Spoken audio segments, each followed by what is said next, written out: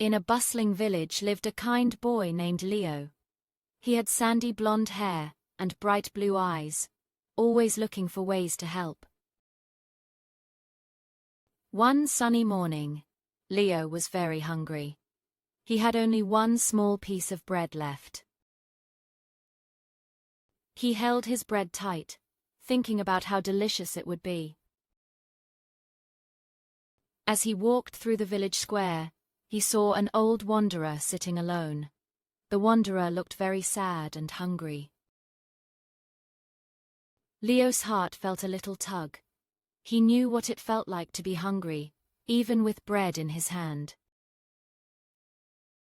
He slowly walked over to the old wanderer. "Excuse me, sir," Leo said softly, holding out his bread. The old wanderer looked up, surprised. His eyes were deep and kind.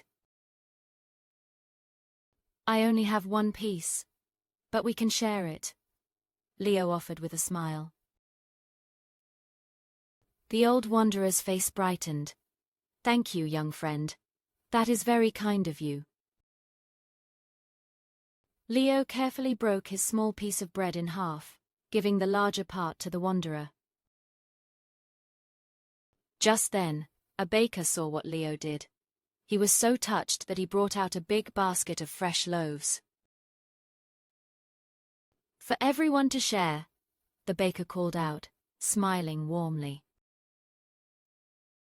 Soon, other villagers joined in. A farmer brought apples, and a woman shared warm soup.